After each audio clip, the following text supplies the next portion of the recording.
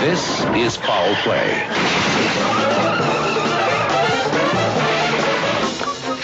And this is Foul Play.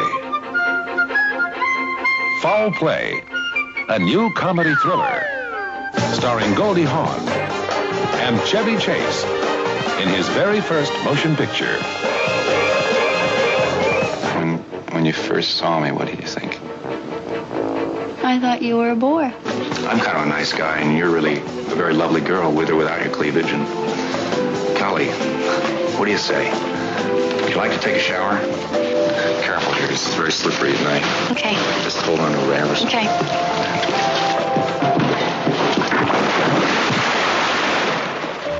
What about before that? Before? Yeah, when you very first laid eyes on me, what were you thinking? I thought you were a klutz. Excuse me. Oh, you know something? I'm really glad that you were assigned to protect me.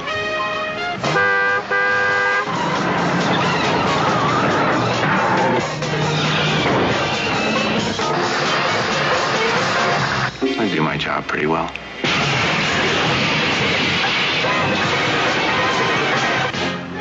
You do your job very well. Thank you.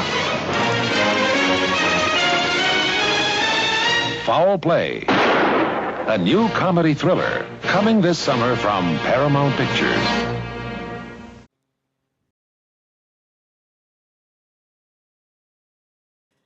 Welcome to Dorking Out. My name is Sonia Mansfield, and I'm ready to take a chance again with you. With you, Margot. Joining me is my podcasting sister from another mister, the co-host of Dorking Out, Margot D. Hello, my friend. Oh, take your time, pussy pie. You're dorking out about 1978's Foul Play. It's written and directed by Colin Higgins, who also wrote Harold and Maude, and he directed 9 to 5 and The Best Little Whorehouse in Texas, both movies we've covered before. Holy shit. I know. The movie stars Goldie Hawn. Adorable. Adorable in this movie. Everybody drink. Never been, just adorable. Just stunning. Gorgeous. Yep. Chevy Chase. He's cute. Yeah, he's cute. Burgess Meredith. He's great. Taking the salami to Tuna Town. He's a tomcat on the prowl. Wow. And I totally forgot that our old man crush Brian Dennehy is in this. Young Brian Dennehy. 2 weeks in a row. We get Brian Dennehy. And then Dudley Moore making his U.S. movie debut. I don't know if they used him enough in here.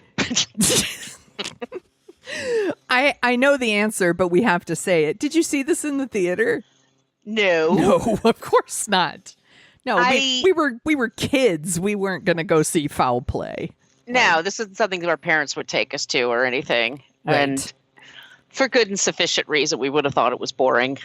Yeah, and this is a movie that I watched a lot on either it's HBO or Showtime, whatever our pay channel was that we had. I watched it a lot. I loved that it was in San Francisco. She and Goldie Hawn and Chevy Chase have really good chemistry. Absolutely. They are doing some heavy lifting in this movie, to be honest. There are things about this movie that I super love and think are fun, and there are other parts where I'm like, just get on with it.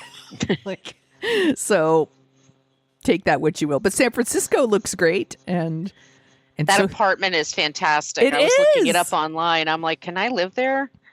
You should move there. What neighborhood is that? She is in... That is a good question. Hold on. I have it in my notes. It's 430 Vallejo. She is in... She's in Nob Hill, I believe. And that's a nice part? Yeah, it is nice. That's where Julia Roberts was? No, Julia Roberts was in the Presidio. Oh, okay. And for y'all who don't know, for a little while, Julia Roberts was living here in SF, and she was living in the Presidio, which is Also a terrific neighborhood. Everyone's like, San Francisco's a hellhole. Like it's The Walking Dead here. No, there's one neighborhood that's not so awesome right now, and everything around it is gorgeous and beautiful. Yep. So let's get into this. The movie opens with an archbishop who goes home and he like sees someone who looks just like him, and then he's murdered. There is a whole plot about the murder of this archbishop and the idea that I'm just go right to it. Somebody's trying to kill the Pope. That shit don't matter.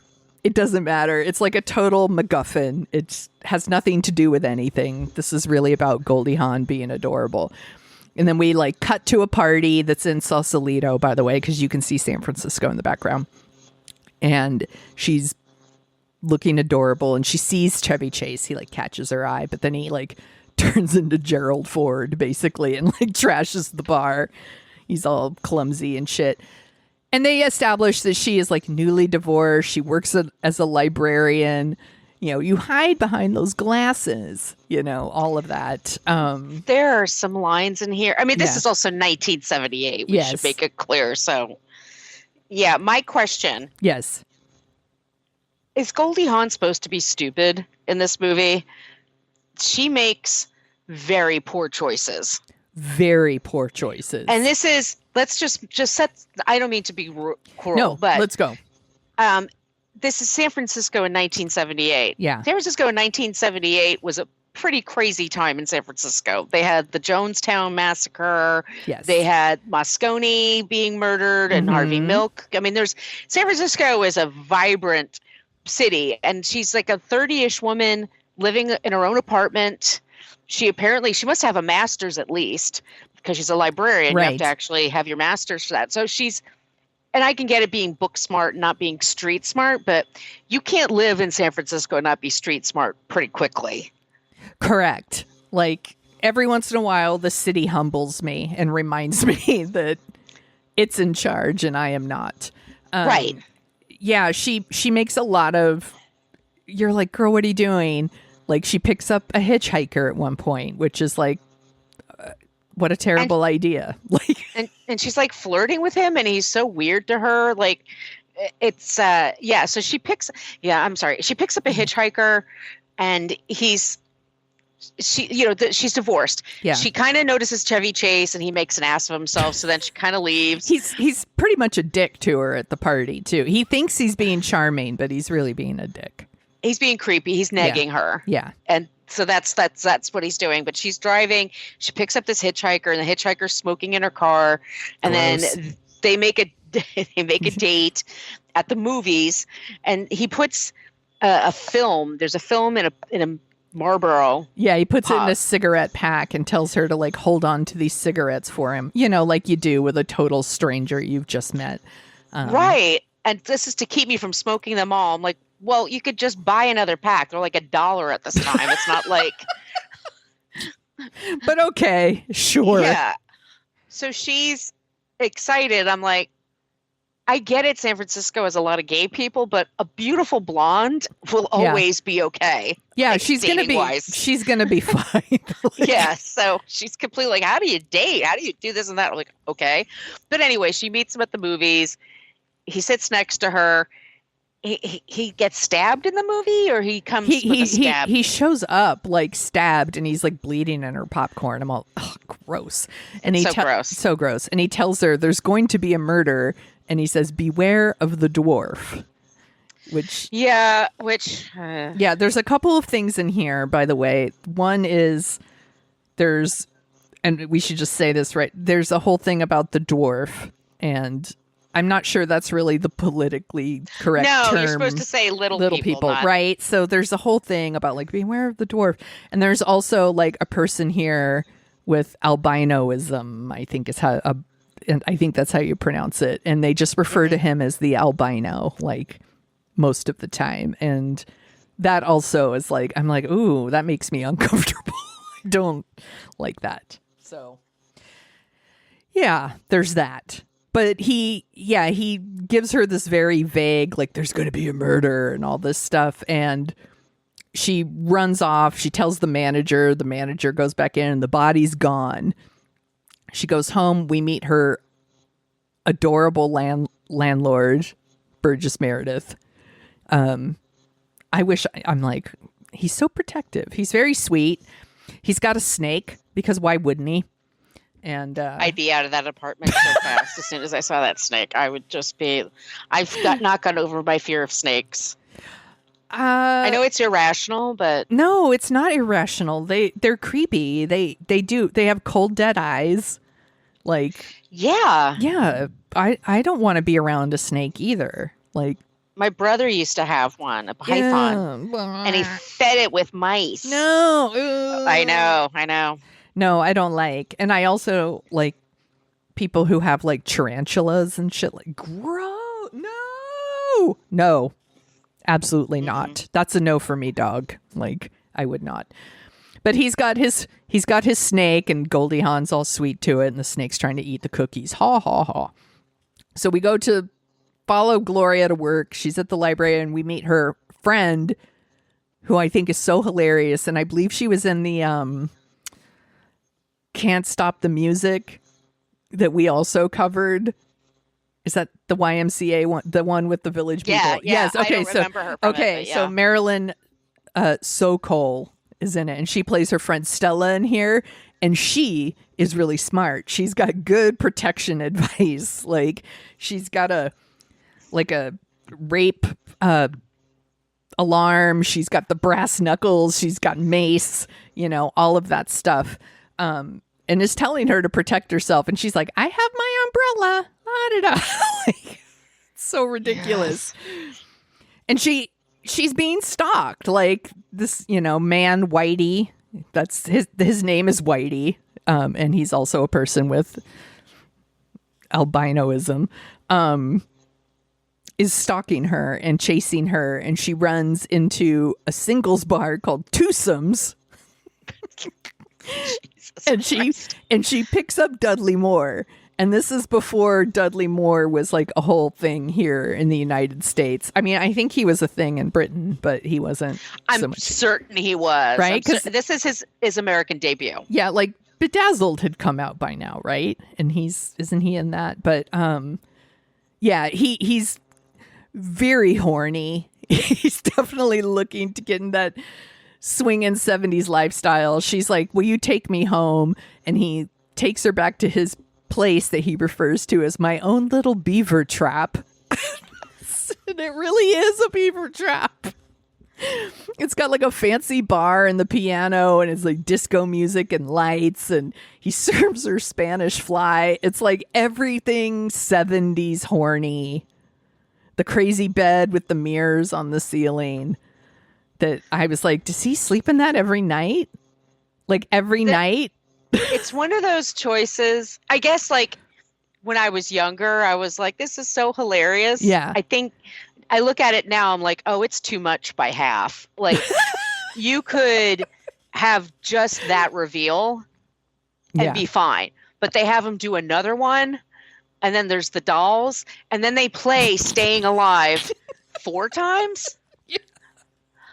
Like, oh my God. After a while, I was like, I get it. Y'all are real amused by him by making quirky faces. But I was like, wrap it up. Like, let's, because all she does is she goes to this apartment. She looks out the window and she can see the albino. Yeah. She doesn't call the cops. She doesn't turn around and tell this guy, come over here. Do you see that guy? Because I'm scared. Should I be scared? Because this guy's been, doesn't say anything. No. She's just hanging out by the window with the curtain drawn behind her so she doesn't see him. And he's doing his horny dance. Like he's so like ridiculous. It's so, I mean, I get it. It's 1978. I have to tell myself it's 1978. We're less patient now. We're, in some ways, like with comedies. But yeah, that one, very dated. Yeah. Well, and the scene, so the joke goes on too long, like you're saying, which is why in my mind, I'm like, every night? Like every night he opens the thing and the bed falls down and it's like, dirt, dirt, dirt, dirt. Like every night.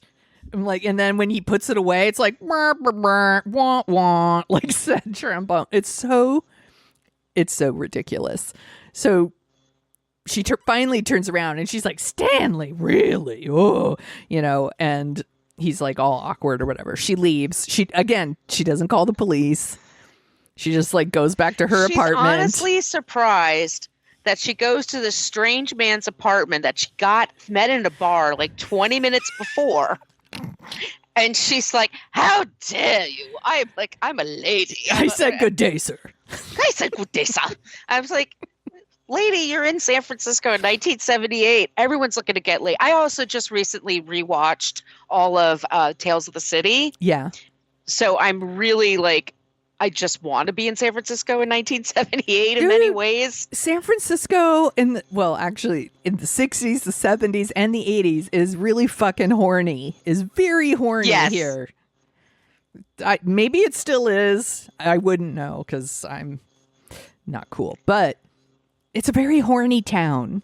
It's a super horny town. Yeah. Like everyone's got sex on the brain. I mean, so it's just funny to me. And also like she works in this, which sounds like, by the way, my dream job is to work at a library in San Francisco, a beautiful library. Yeah. I would be like, and when she goes to lunch with her friend, it's like this gorgeous like backdrop. Yeah.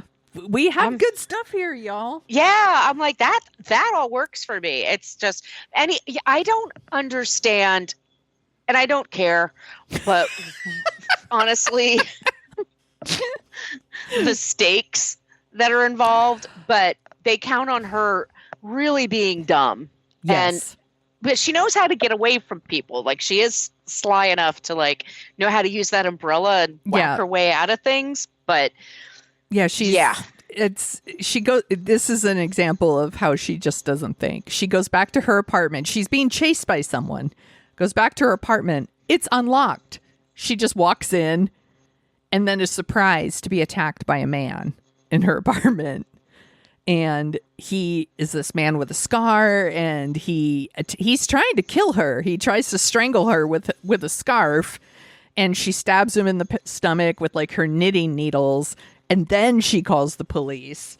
I wonder if the movie Halloween got their idea from this scene.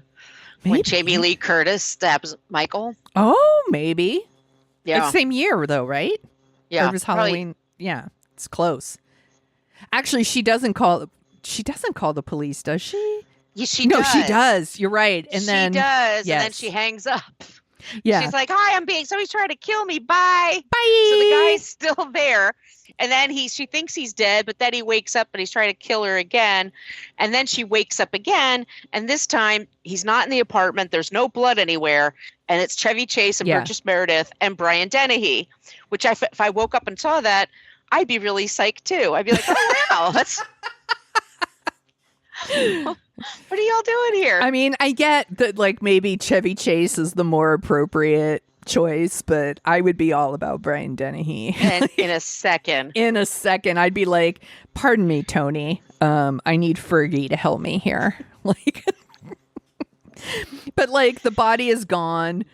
She actually says like the body's gone. And then Chevy Chase is very much, this is like a precursor to Fletch. He's like, maybe it was embarrassed. Like he is very much in Fletch mode here. Or maybe this is Which is a very funny movie, by the way. Yeah, I think it's funny, way funnier than this. But I think it's his first film. We should give context. He was in Saturday Night Live for a couple of years, and he was honestly the biggest star on that show. And so he left to do movies, and that's when they brought in Bill Murray. Yes. And that's when, and then eventually like all the rest of the cast started really catching on. But he was like the first big star from that show. He was hosting Weekend Update. It's, Weekend Update. Gerald Ford. Yeah. It's Weekend Update with Chevy Chase. Like he gets to really shine in that moment. And this is one of his first big movies. Yeah. So I don't know. This is typical Chevy Chase. Like I said, this character might as well be Fletch. Like he's pretty similar. Yeah. So this all of this happens. She just like goes to work. Like ain't no thing. I do like Stella says like makes her take all of her like brass knuckles and mace, and she said without them you're a walking light bulb waiting to be screwed. I'm like, okay, damn, Stella. Stella's fun at parties is my prediction. So again, she's kidnapped again. She's attacked again. And she wakes up in like an empty room, and these dopes are too dumb to like take her purse from her. So she like maces them and all these things. And there's this whole thing where she's climbing outside of a building, and there's these two old ladies playing This part Scrabble. cracked me up. And I was like, there's me and Margot playing. That's us. Playing Scrabble. How dare you, Margot? That word is hyphenated. That is hyphenated. And is motherfucker spelled with a U? No, it isn't. What, I mean, a U in mother, I mean, I get it in fucker, but Yeah. I was like, No, they're okay. they're spelling it wrong. I don't think it's hyphenated, but it is like mother, like your normal. Mother. Yes, exactly. But that part cracked me up. That was very funny. Yeah. And then, you know, she's in the rain, and of course, like, she never wears a bra in this movie either. So, like, I noticed that as well. Yeah. I know that's terrible. That's the 70s too. yeah, I mean, I kind of wasn't going to point it out, but I decided to anyway. And at some point, she connects with Tony again, and he takes her home. There's a lot of drinking of warm milk in this movie. That's the thing that happens. And he smokes in her apartment, which I just wrote yuck. What happens then? Oh, it turns out the hitchhiker she picked up was like an undercover cop, and they spell it all out for you. Like, he was an undercover cop. He got a tip that someone's going to kill the Pope when the Pope comes here. The dwarf they're talking about is a nickname for a contract killer. They spell it all out for you because it doesn't fucking matter. None of it matters. No, it's just an excuse to have her go, ah! Yes. And for him to like drop some quips. Exactly. Like, again, she's home alone. Billy Barty shows up. She thinks he's there to kill her. And if you don't know, Billy Barty is a little person. He's just trying to sell her Bible. She beats the shit out of him, like pushes him out a window. He ends up in the hospital. He's in a full body cast. I guess we're supposed to think that's funny. I don't think it's funny at all. She visits him. Yeah. And says she's sorry. And then he's like, no, I'm a schmuck. Okay. Like, what was that? What was the point of that whole scene other than to like beat up Billy Barty and put him in I think, honestly, this movie is a half an hour too long. Yes, it this is. movie would be perfect if they just tightened it up, because there are a lot of things we don't need. Yes. And it's just padding. Yeah. And in 1978, like, it's fine. I want to go to a movie for 2 hours and it's fine. But it's like nowadays when there's so many other options, it's like, oh my God, it's very padded. That's what I'm saying. Yes, because even though they spell it out for you exactly what's going to happen, we still get like a whole other scene with like the Archbishop's twin brother is pretending to be him. And then they reveal the plot again that there is to like that they're going to assassinate the Pope during his visit to San Francisco. It involves all of them being in a special group of some kind. It's like, who fucking cares? Seriously, who cares? Now Gloria is like, they start to believe her and they believe that she really is a target. So Tony, the Chevy Chase character, is going to protect her, and he does like all good cops do in the 70s. He brings her back to his place so he can fuck her. Exactly. So professional. And that's in a lot of I think it still is in cop movies today. Absolutely. And like, again, like, he falls into the lake because he's clumsy. Get it? And she makes him warm milk. Because I was like, who's drinking warm milk? It's not good for you. He does have a cute dog.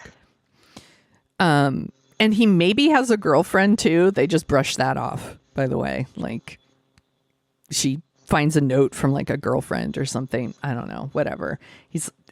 But his house is very cool. It's a houseboat. It's in Tiburon. It's, you know, they hook up, they kiss. It's very cute. They have great chemistry. That's why they made what, 2 years later, they made Seems Like Old Times, which is a Neil Simon movie, I think. And I wonder if I would like that one too. I don't know. And then, the next day he's like, I'm going to go into the station and you're going to go home. And like, I don't know what's going on there, but she decides to model her bridesmaid's dress for some reason for the landlord. I don't know why that's in there. It is a really cute bridesmaid's dress and I would wear it. I'm just saying. She's so beautiful. That's beautiful. Why. She's gorgeous, and she can wear anything and look great. Yeah. I mean, I guess the only reason for this is they want to put Goldie Hawn in a cute dress. And I'm like, just put her in a cute dress, whatever. But yeah. And then what do you think happens next? She gets kidnapped again or something. Like, it's so ridiculous. Oh, no, wait. They kidnapped Brian Dennehy. Sorry. Everyone's getting kidnapped in this movie. They kidnap Brian Dennehy and use him as bait to lure Goldie Hawn to them. It's all too long. It's too long. It's too long. And then there's a whole thing with the opera. And it turns out that Stanley, who's Dudley Moore, yes, is the conductor for the symphony for the Mikado. Yes. And during, I forget which scene, it's a famous Mikado scene, but during that scene, the Pope is going to San Francisco to see the Mikado. And so the Pope, His Excellency, as they call him, he's in the audience. So I guess they're going to try to kill him there. So then Chevy Chase and Goldie Hawn are trying to stop that from happening. Yes. And before all that, there's a whole thing where, like, again, she gets away from the bad guys by hiding in a massage parlor. And and Dudley Moore's in the massage parlor because he wants to get laid so bad. Like, everywhere this dude goes, Goldie Hawn shows up and, like, is a total boner killer for him. Yeah. And then somehow, I don't know, they, like, get away. And again, it doesn't really matter. And then there's a whole... They find, at one point, the landlord finds the cigarettes with the film in it, but he doesn't know what it is, and he just throws it in the fireplace. And I was like, okay, well, that doesn't matter anymore either. And, like, the snake is laughing about, like, it's like, what is happening in this movie? So many times And then there's a big car chase through San Francisco, because there has to be. It's the law. If you film in San Francisco, you have to film. Because of all the hills. I get it. Yes, you have to. It's exciting. Yeah. They change cars like 3 times. At one point, there's like an older, like, Japanese couple in the back seat that just think he's like Kojak, and they're like, Kojak, bang, bang. And they're just like laughing hysterically. Oh my God, I totally skipped over the part where Burgess Meredith and another older woman fight for like a long time that goes on excessively long. And then he just, at the end, he dumps her in a piano and he's like, she was one tough old mama. Burgess Meredith, you... I'm sorry. No, and then, I'm sundowning hearing the plot details. No, my brain is just going. Oh yeah, you're just sitting there going far out, far out. I'm just sundowning here. One of the cars they pick up is like, it's got a fucking house on it. So then the house has to come off the car. It's a cowboy who's in the car and he's like, far out. I'm like, what is happening? I don't know. Meanwhile, the Pope, like, is a big fan of the opera and he's like totally absorbed and like super into it. And they run into the opera. The albino instantly kidnaps Gloria again. He like, because she can't help herself. She loves to be abducted. And at some point, like, she's struggling with the albino and like Tony shoots him and he falls from the stage and like gets caught in the opera set, and then the set like comes down and it's pretty fucking morbid. It's like, because there's like another dead cop in there hanging and everyone's like, and then the Pope's like, yay, dead bodies. Woo! It's wild. And then Chevy Chase is telling them to bring the curtain down. Or is it somebody else? Or is it No, different? he I tells don't them, he's know. like, bring the curtain down and bring this thing down so that they can like get the bodies out and like all this stuff. And then he, Gloria and Tony like run together and they kiss. And she's so little. He has to like pick her up. Her feet are like off the ground. And then, the like manager of the opera's like, raise the curtain, the applause. And then she's like making out with Tony in front of the Pope, and the Pope's like, yay! Premarital sex, woo! And then we get like the cue music, and it's like, I'm ready to take a chance again. And I love Barry Manilow. It's Barry Manilow, yeah. And I love Barry Manilow, but yeah. By the way, that song was nominated for an Oscar. Did you know that? Now you know. Yeah. It didn't win, though, because, hold on, I'm going to tell you. You light up my life. No, but I think maybe that was the next year. This one was Last Dance from Thank God It's Friday. That's a way better song. It is. And then the other ones were Hopelessly Devoted to You from Grease. Yep. The Last Time I Felt Like This from Same Time Next Year. Yes, I love that movie. And then Ready to Take a Chance Again from Foul Play. And then When You're Loved from The Magic of Lassie. Cute. Okay. Sure. I also read that Colin Higgins really wanted Harrison Ford to play Chevy Chase's part, but Harrison Ford chose to do Star Wars instead. Probably a good choice.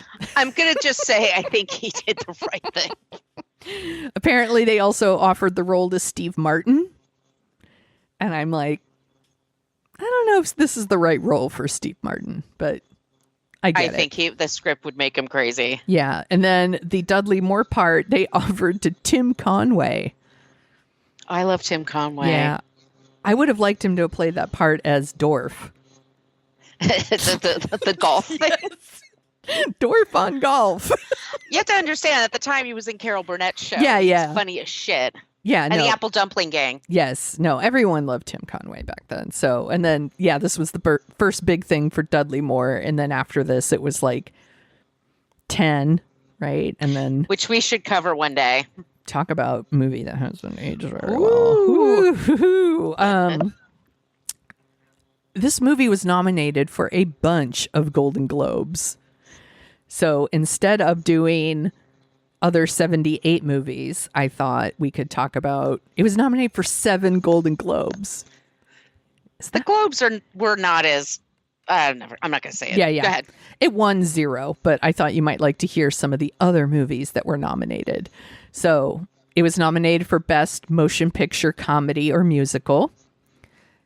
Some of the other ones were Movie. I don't know that one. Do you? No. I don't either. I don't know what that is. Anyway, Grease.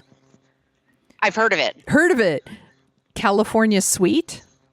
It's fine. That's fine. Neil Simon, yeah. And then the winner was Heaven Can Wait. That's a good movie. Is that? Yeah, that's Warren Beatty, right? Okay. Yes. And then let's see. Let's go down here to Goldie Hawn is nominated for Best Actress in a Comedy or Musical. So is Olivia Newton-John for Grease. And Jacqueline Bisset in a movie. This is literally a movie I've never heard of. Who is Killing the Great Chefs of Europe? Never heard of it. Never heard of it either, but apparently it's a thing that exists. And then the Maggie Smith won for California Suite, and also Ellen Burstyn won for Same Time Next Year. It was a tie. It's a good movie, Same Time Next Year, but the plot is, I don't know if you've heard of this. It's about a couple, and they meet every year at the same time at this vacation place and have sex. Oh. And it's over like 20 or 25 years. And it starts in the 50s. And you've never seen this? No. It's really cute. Oh, it's Alan Alda. I love Alan Alda. Yeah, I mean, it sounds terrible. Like you're like, oh, that's a terrible thing, but it's not. Like you really, you find these people. It's really well done, and it's very funny. All right, I'll put it on my list.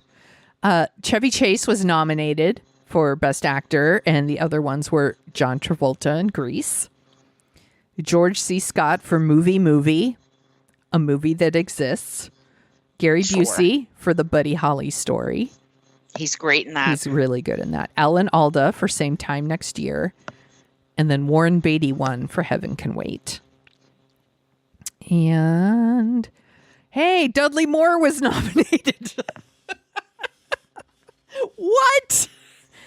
And this is where they lump everything together. So it's like best supporting performance in a movie. It doesn't matter. Drama, comedy. And he's nominated. What? I don't know about that.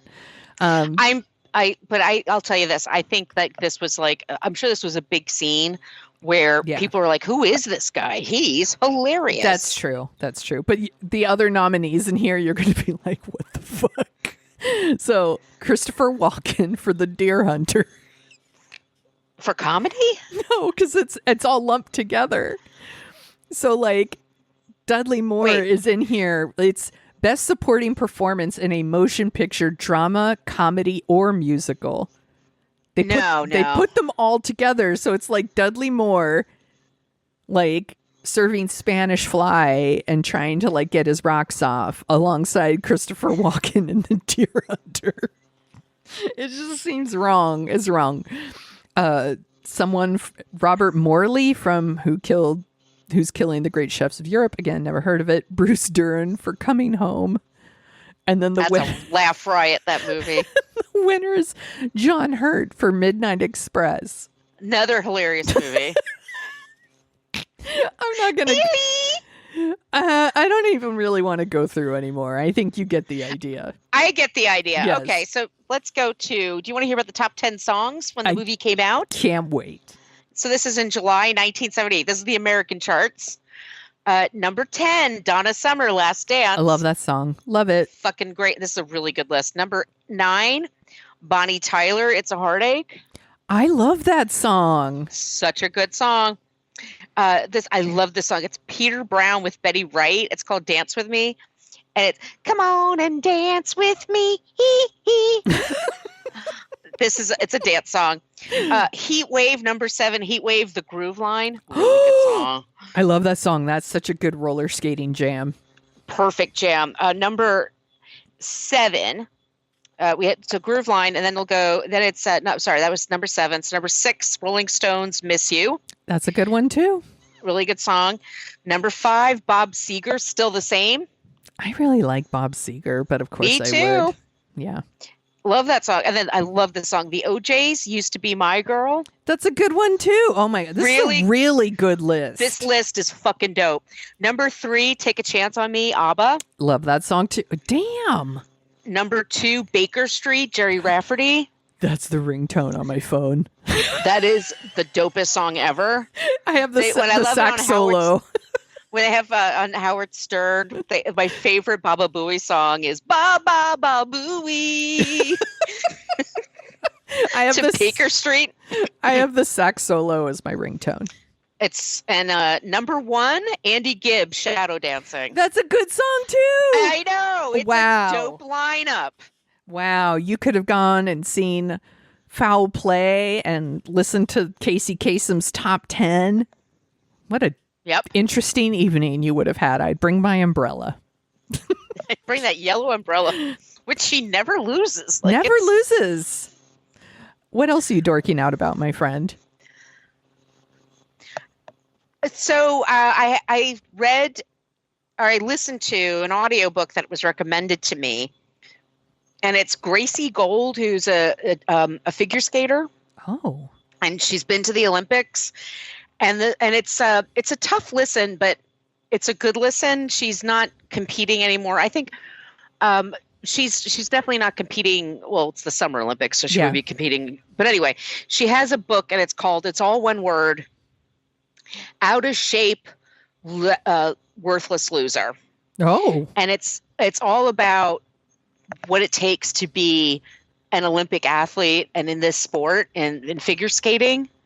And it's a lot about her eating disorders. Oh, boy. It's about, there's other things going on as well.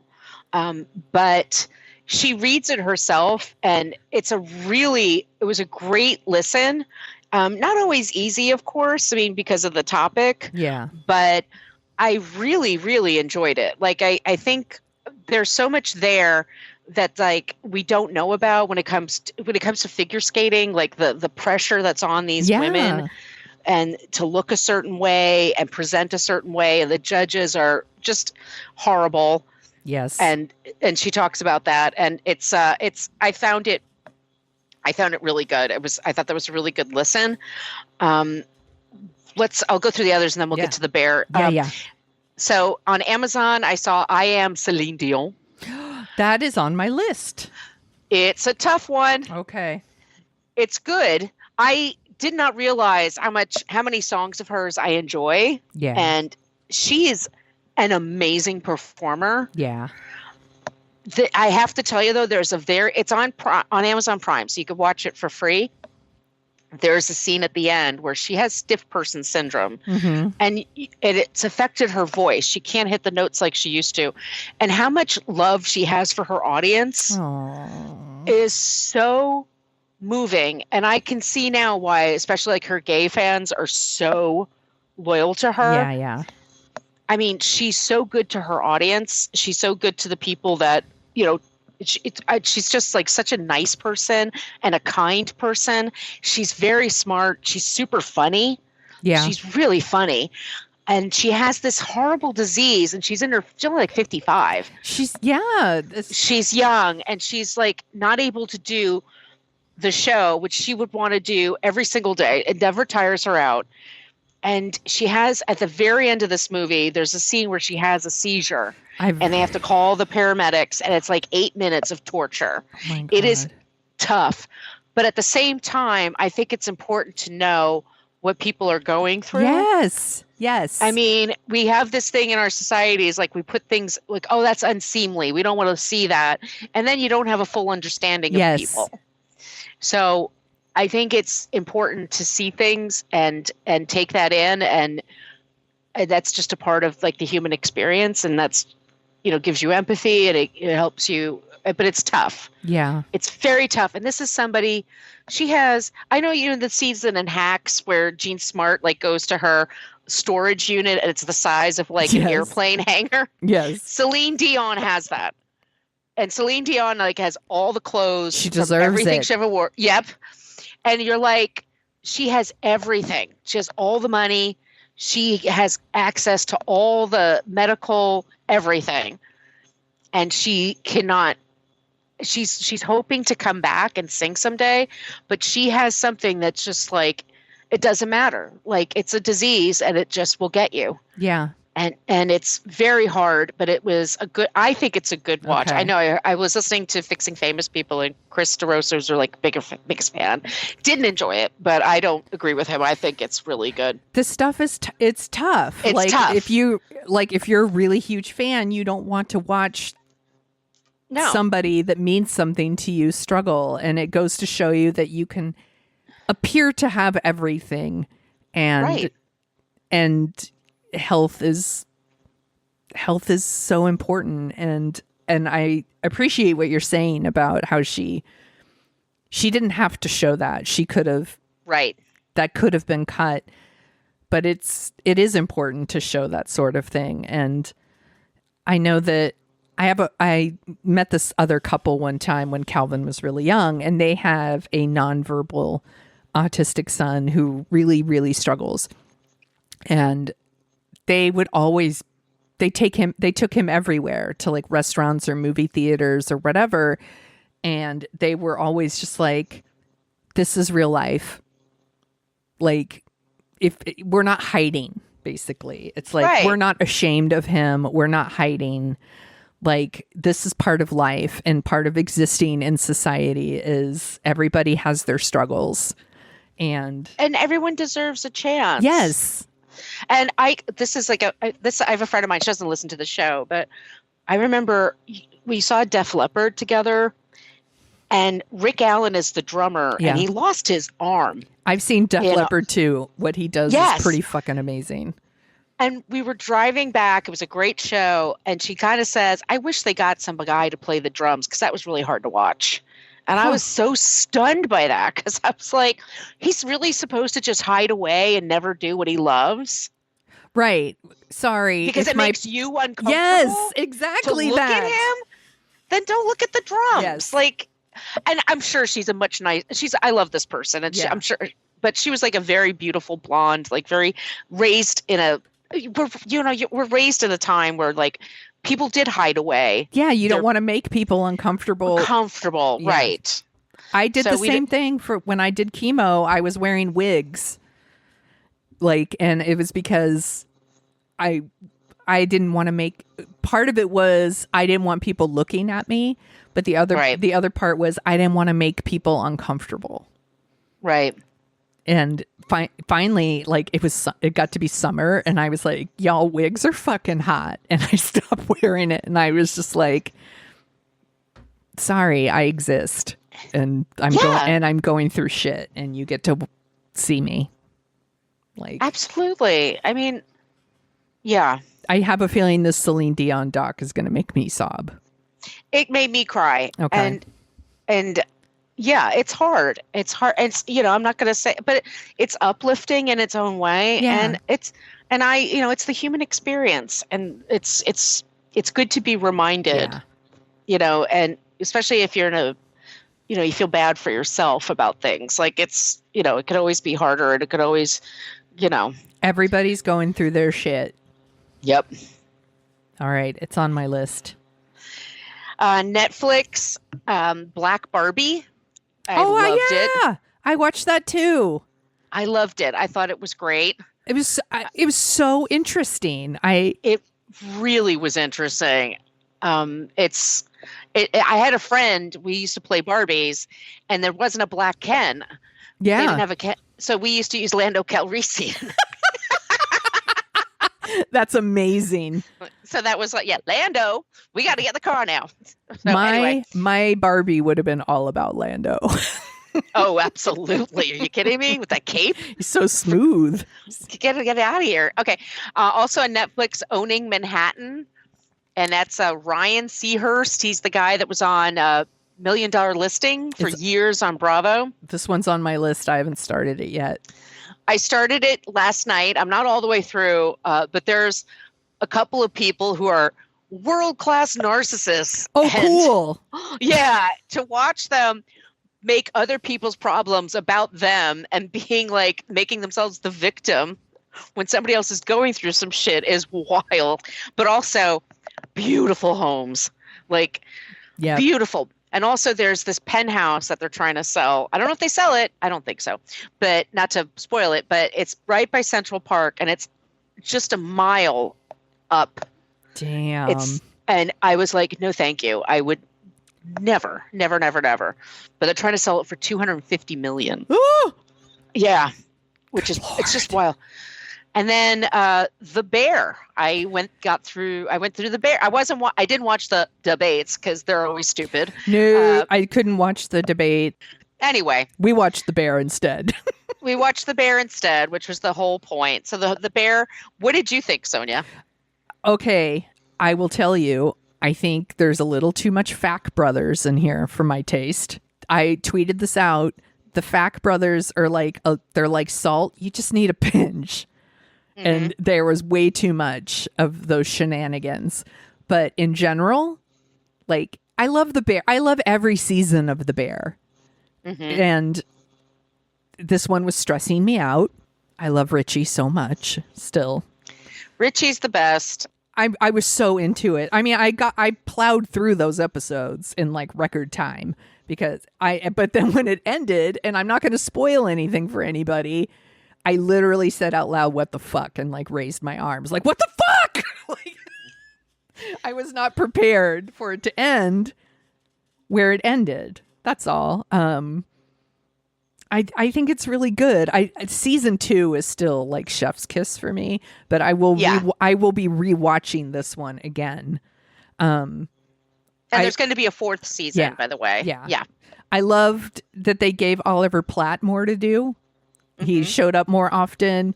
I was happy to see, well, I don't want to spoil anything, but there's some other people that we get to see. Jamie Lee Curtis Yes. comes back, and she's great. Yeah, I was happy to see her. She does a really good job. I know a lot of people had thoughts about John Cena playing one of the facts. I thought he was actually pretty funny. But again, that scene went too long because I was like, we don't need that much time with those crazy brothers.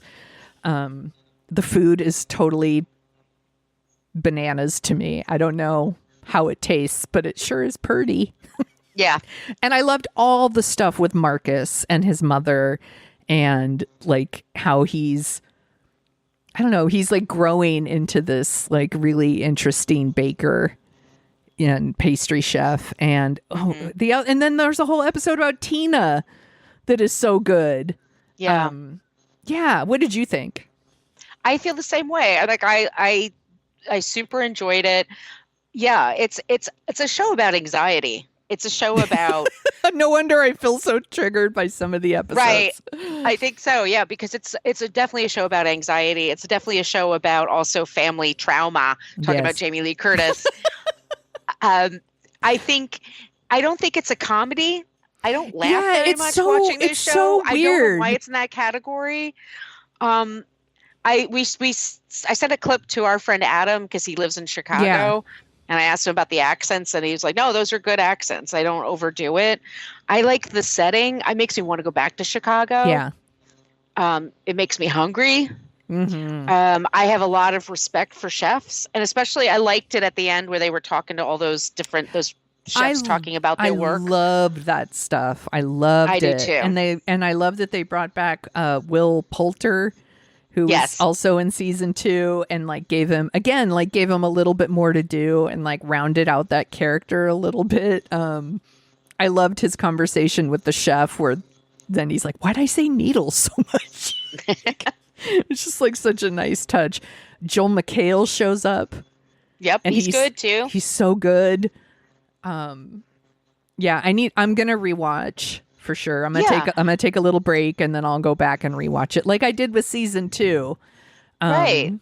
But it's such good stuff. It is. It's so different.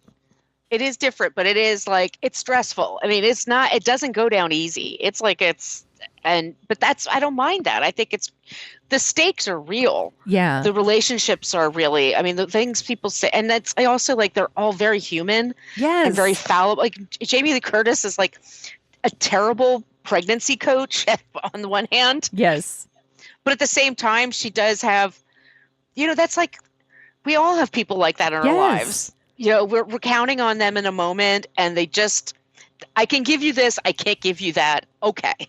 Yeah, well, and the reason the show is so stressful is because we super care about these people, and that's not an easy thing to do. I could write a million things and you don't give a shit about any of the characters. To create that many characters on one show that we legit care it's pretty fucking impressive. It's well written. And I think it's fantastic. Yeah. I will definitely watch it again. I'll do another, or I can't do them all at once because it is so. The anxiety is all over the place, but it does make you appreciate the work people do in restaurants and how hard they fucking work, man. They do. They absolutely do. It's real good. I know you and I had a whole separate conversation about people were having reactions to the fact that they dropped all the episodes at once. And I'm just like, look, you do you, boo. Like, watch it at whatever pace you want. That's the point. It's not compulsory. Just because it will do that thing at the bottom, like next episode in 9 seconds, you can stop it there if you want to and wait a whole week for the next episode. Yeah. But sometimes, like, there's a debate going on or there's nothing else on TV and I've got a couple hours and I want to watch a few of them. Oh, no, the police Army's coming. They're coming to get you. I understand sometimes where people are coming from, and because I love the idea of if they dropped one a week, it gives you time to process what you just saw, and watching it in in a binge, you kind of don't have that time to process it. But then when you're done binging, you kind of process it as a whole, as opposed to episode by episode. So it depends on how you want to consume things. Like, do you want to ingest the whole story and ponder it that way? Or do you want to do it episode by episode? Do you want to divide it in 2 parts? Do whatever works for you. It's okay. You don't have to watch it all. I chose to because I had to. Yeah, I'm a very impatient person, and you don't know what life has in store for you. So if I got the time and it's there, I'll watch it. Yeah, exactly. I wasn't going to watch the debates, so hell no. Yeah. No. Do you remember the debates I was thinking about this. First was Sarah Palin and Joe Biden, and she had to keep calling him Joe because she couldn't say O'Biden. She kept saying O'Biden instead of Biden, which is something I would do, by the way. I know that because I did that with there's one on Hulu. I got so much in trouble at Condé Nast when I worked there because I always thought it was Dion von Furstenberg, but it's Diane. So I just said DVF because I couldn't get it straight. But also, do you remember the one where it was Ross Perot and Clinton? Yes. And that's, oh my God. They're always, and then everybody talks about Nixon and he was really sick and he came across badly. And I'm like, yeah, that was 60 years ago. Like, yeah, it was different then. It was a new medium. It's like, for all we're talking about it, I don't think anybody really watched. Very few people watched. I think they pay more attention to social media and the clips. Yes, absolutely. Also, President Trump pooped his pants. Did you hear that? No, tell me. There's a clip going around of him. Like he says something, the tariffs, and I made a lot of money. And then you can hear him. Look, I've heard, we've definitely heard and like read different things about the dude's wearing a diaper all the time, and like it doesn't have very good odor protectant apparently, because people have said he smells like shit. Which, once again, you're older. Some people are older. It happens, like whatever. My mom more depends. She's not here to like tell me I can't say that. So, it happens. But, absolutely, it happens. But yeah, fuck that guy. I think it's funny because he wouldn't have any compassion for people. If it were right. So I think it's okay. He has zero compassion for anyone. The dude is gross. So gross. And I'm sure you watched Below Deck Med. Yes, of course I did. And what did you think about is it John or Jono? Jono's cooking this time? I think it's terrible. Yeah, he's not doing a very good job, is he? He's doing a terrible job. Gigi Fernandez is somebody who you can tell she has a palate, and she's really, and he keeps using, he said when he made the gazpacho, and I get it, it could be just a cultural thing. Like, it's just something here in America we like in the summer, but when she asked him, like, what are those seasonings? He's like, I don't know, I got the recipe from Pinterest. It's like, are you fucking kidding me? Don't say that. Like, he's so dumb. And then he mmade a worse cake the second time. What the fuck? I mean, yeah. It's And that bosun, Ian, who sends Gail and Joe, who are like two of those gorgeous people, by the way. They really are. They could are. be models. They are just so gorgeous. He sends them to do a picnic, and it's Gigi Fernandez. In case you don't know, because she'll remind you, she's won multiple gold medals and Wimbledons. Like because she's been on the show before, Sonia. So she's like, okay, she's brought her medals before. That's and hilarious. then she's also she's had people like play. She's played tennis, like a scrimmage with people, and wiped the floor with them. She's a jock. Yeah, and she's proud of herself. And by the way, she should be proud of herself. Yeah, absolutely. But that's all she talks about. Like, it's a Gigi show when she shows up. So they were having a picnic on this beach. They're in Greece. It looks beautiful, by the way. It's gorgeous. Oh my God, I want to go. I've never been to Greece. I want to go so bad. And so they're having, I hate this, a picnic lunch on the beach. Like, I would hate that. That just sounds like a nightmare. Like, just give me some sandwiches or whatever, and I'll hang out on the beach. But anyway, he sends them, Sandy says to the bosun, you take them to the beach, but don't hang out because don't hang out with the guests. You need to come back here and do stuff. Like Yeah. you're right. So he takes that as like, I'm just going to send 2 people onto the beach, have them unload all this gear for a picnic for 12 people and games. And he says, oh, Gigi says she'll do the game. So he doesn't come with any games. And he sends these 2 people without the trolley, by the way. Yeah. They have to schlep all It this looked stuff. awful. I felt bad for them. I felt so bad for them. So bad for them. And they're both so hot. You can't even tell. Like, there's just like, I mean, good looking. I mean, they can't. But anyway, yeah, he's not. I was like, Norma, that's like who Captain Sandy always like texts for people. Yes. Norma, bloop. She's like, I was like, Norma, you're going to need a new bosun. Because this guy's going. Yeah, the show's so entertaining. Like, it's so great. And then you're just watching them party afterwards and make poor romantic choices.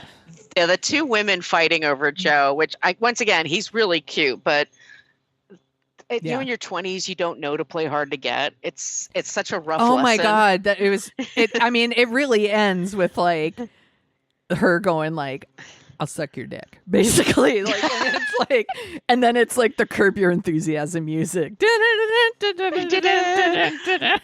And Ellie's like, well, I like him and I'm your superior, so you shouldn't like him. You shouldn't go for him. And it's like, that's not how it works. Nope. All's fair in love and war. Speaking of, it's a great show. I have been watching Love Island USA because I only have room in my brain for trash. So that's what I've been watching. And I have never watched Love Island USA, but from what I understand, this season is the best season they've had of Love Island USA. And there is a woman on this show, and her name is Janae. She is absolutely gorgeous. Just gorgeous. Like, and seems to be like a really funny, delightful person. And I cannot comprehend that every man on that island is not stepping over each other to go out with her. Like, the show's so weird. They all lose their shit for blondes. Every time a blonde shows up on that island, every dude falls all over themselves to get with her. Sonia, that's life. As a brunette, I can tell you. I could be naked and holding sparklers and having a sign on my forehead that says free blowjob. If there's a blonde standing next to me and I was cute, they would nothing. That is called life, and fine. It just boggles my mind, but I guess maybe you're right. Maybe I know I'm right, sir. I'm sure. I'm telling you, as a pale brunette who tried to make her bones in San Francisco and the Bay Area in the dating scene in her early 20s, super slim, fun. Well, see, by the time I was like out in the world, I started dyeing my hair red at 18. So yeah. But before that, I was blonde in high school. But you didn't know how good you had it? I didn't, apparently. No, I wouldn't even look at a boy, and a boy certainly wasn't looking at me. Like, I was way too shy for that. And then when I turned 18, I dyed my hair red and never went back. So I never lived that blonde life, but sounds like I fucking missed out. Let me tell you, I had my friend Kristen, I've just mentioned before, she doesn't listen to the show. We once went, I think it was at the Def Leppard show, to be honest. We were parking, I believe, at the Cow Palace. And, oh, nice. And I'm like, oh, I hate parking here. It sucks. She goes, oh, no, you park over there, which was the VIP center. And I'm like, no, you don't park there. She goes, trust me. So me and my Camaro, we go to that. And I roll the window down. The guy looks and goes, this is VIP. And Kristen leans over my lap into the window, looks at him. She goes, really? He goes, okay, but don't say anything. And then my God. And that blew my fucking mind. And after that, I was like, oh my God, there is a whole other world. It's like Eddie Murphy when he becomes white. And that's what it was. And I've that like completely, that's just how it is. Your friend's just like walking into stores and taking shit. And like, I mean, people. Blonde privilege. I had no idea. blonde, blue-eyed, privileged. And she had like she's like, honestly, and she's a sweetheart of a person. Like she's really nice, but gorgeous. And the effect it had on people, it's so funny. Well, they all lose their fucking minds on Love Island when the blondes show up. And again, this other woman, Janae, she's beautiful, and I just can't comprehend that they're not all like obsessed and in love with her. But and then there's another guy on the show named Rob, and he keeps wearing overalls all the time and no shirt. And every woman who gets put on the island is obsessed with Rob, and I don't get it. I'm like, did they not see the overalls? I see the overalls. It's icky. I think he's nasty, and he's got a shitty personality, and they're all just like, I can't wait to fuck Rob. And I'm like, gross. He's got overalls on. He's not a farmer. I don't know. Show's fucking weird, but what do I know? Now I learned about blonde privilege. Thanks, Margo. Oh, yes. Happy to help. If you like the sound of our voices, we also co-host a podcast called What a Creep, and our episode that's out right now is movie related. It is about movie character creep. So it's like characters in movies that you're supposed to like, and then you watch the movie and you're all, ew, like Danny Zuko in Grease, or Anna, what's her last name? Scott? Anna Scott in Notting Hill. People that turns out they're just real jerks. Yeah, we don't people like you're them. supposed to root for, and then you realize later, like, actually, they're toxic. Yeah. So it's a whole episode of that. It's really fun. You should go check it out. My friend, where can they find you on the internet? I'm at brooklynfitchick.com. I'm also at Brooklyn Fit Chick for Threads and Instagram, and I'm at Brooklyn Margot for TikTok and for Twitter. You should all be following her on all the things. She always posts clips of all the stuff we're doing. Yep. She's especially on TikTok. Yeah. You're very good at the social media, my friend. Aw. You can find me at thesoniashow.com and The Sonia Show on Twitter and Instagram and TikTok and Mastodon and Blue Sky. Mastodon. Remember that? Incredible. Remember? Jesus. Mastodon? You can find me on downloaded Friendster, MySpace. Oh, Jesus, Friendster. You could find me on all the things. If you like our show, you could give us a review wherever you listen to your podcast. We would be so grateful. It helps us find our people. If you have requests, we take requests. Foul Play was a request. So email us. Yes, email us at dorkinoutshow@gmail.com, or you can add us on all the social media channels, Instagram, Facebook, Twitter,